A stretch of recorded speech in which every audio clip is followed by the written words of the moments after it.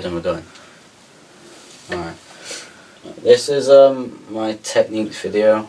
I'm going to show you 5 different techniques that you need for guitar playing in general. The first one is strumming.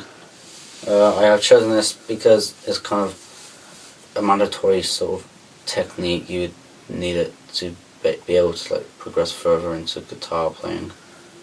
They're very basic techniques in some cases. It's kind of like anything. It's like a variety of sort of like levels that you can get like a real easy strum pattern and get a real hard one. Anyway, when it's put in the tab, it's not really got any tab sort of symbol. You have to kind of like hear it in a song.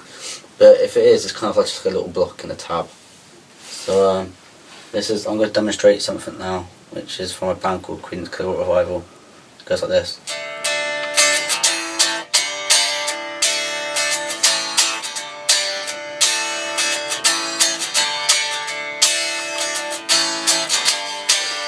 And now I'll play it slow, so you can see my hand as it moves.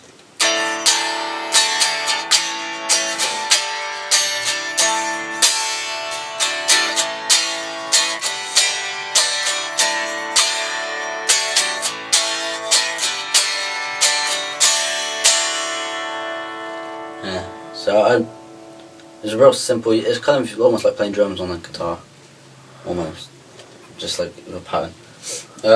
This has helped me improve my guitar playing because it gives the doorway to add more rhythmic drive to my songs. So basically by that I mean you can add different sort of strumming techniques or patterns or anything really that's not simple. Anyway, that's all I have to say on strumming. Next one I've chosen is palm muting. This is kind of a fundamental sort of technique. It's used quite a lot in metal music like Metallica or Slipknot or anything really. And it basically, palm muting is when you sort of like dampen the strings and kind of like cut off like the vibrations, and so it's like real short and sort of a chuggy sort of sound. It cuts through the mix quite a lot. Anyway, it's also good because it has a dynamic contrast to your song. This is a demonstration on YouTube.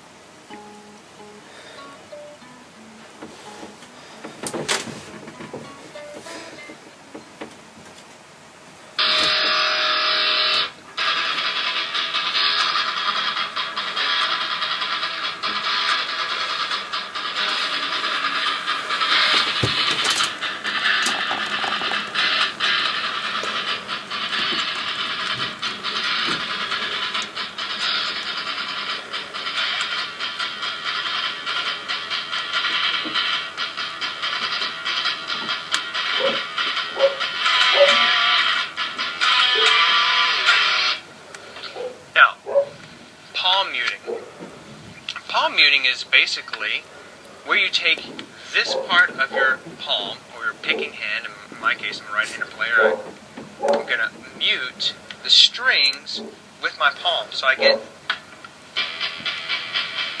that sound instead of, okay?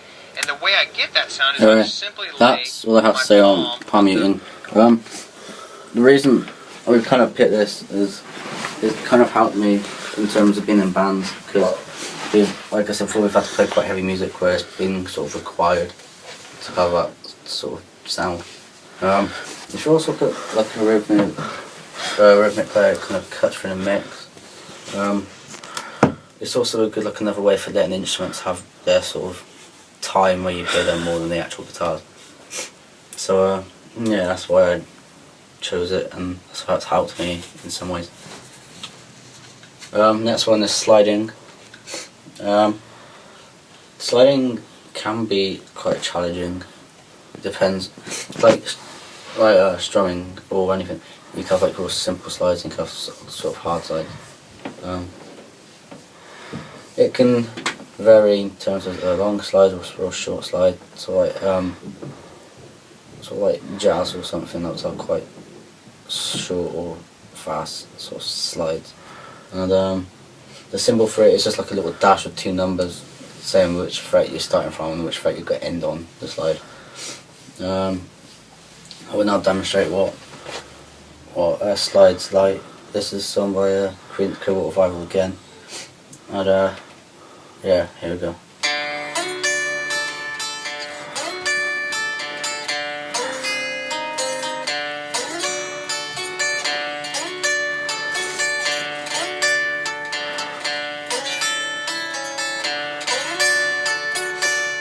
Alright, I'll play that again very slowly so you can see it.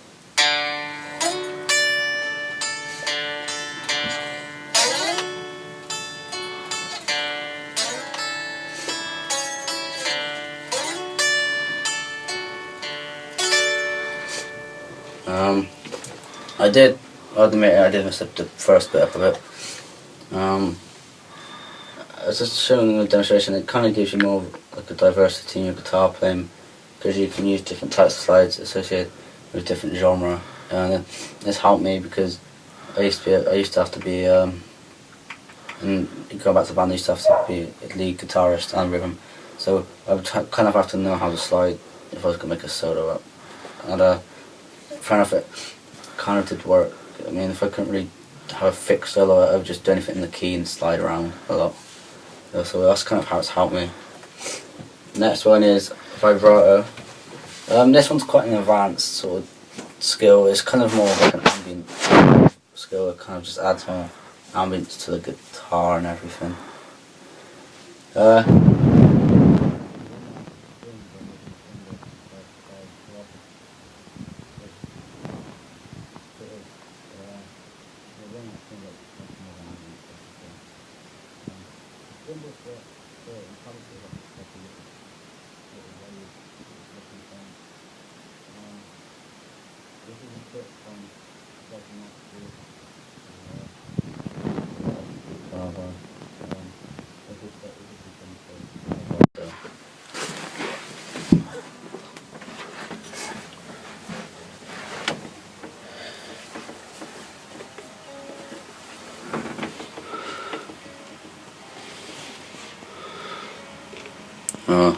YouTube and their most famous ads.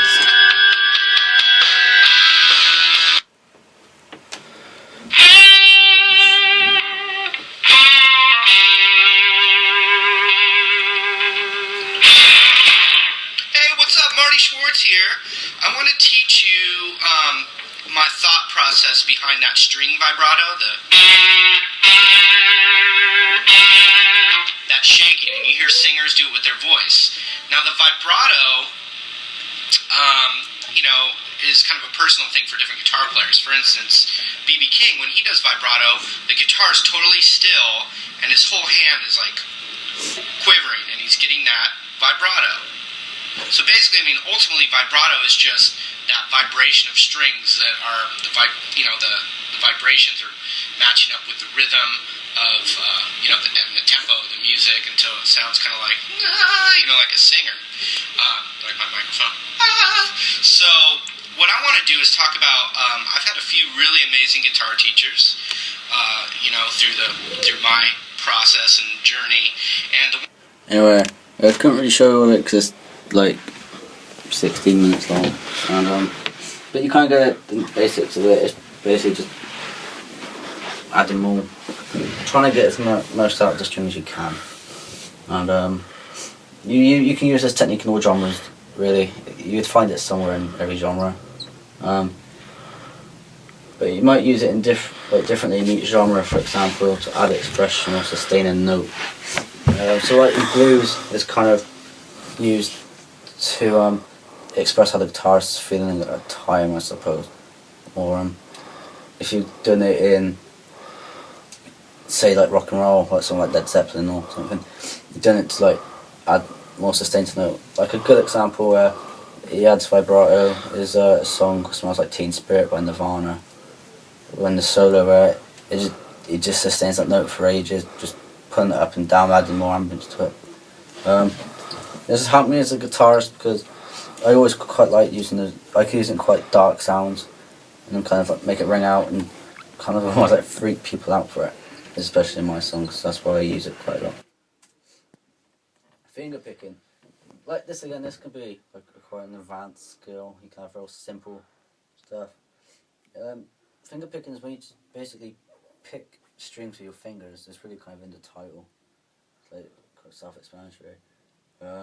On tab, it's just done as like individual notes spread across a sheet. Really, you can kind of get this sort of skill in like all genres as well. If you like a band called Metallica, I know they do it in a Nothing Else Matters in the beginning. It's just like, so yeah, just like each individual string with a finger. Anyway, I'm gonna demonstrate something. This is a song by a band called Soundgarden, and I had to do this for a solo piece at school, and I use finger picking, and it's called Blurry Outside. I just gonna play the first part for you, so we'll see what it's like.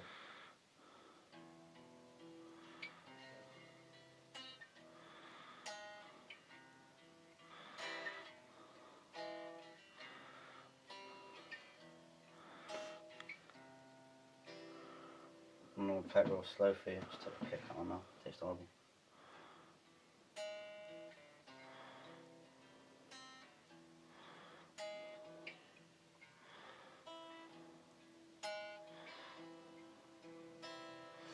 So yeah, especially with that one, you don't really have to use all your fingers. You can use like 3 or 4, well, all your fingers apart from your pinky. Yeah, it's just kind of, it's not really a skill many people can like teach you. It kind of just comes naturally to you. This is a technique that's happening with my performances because I had more variety in my guitar playing.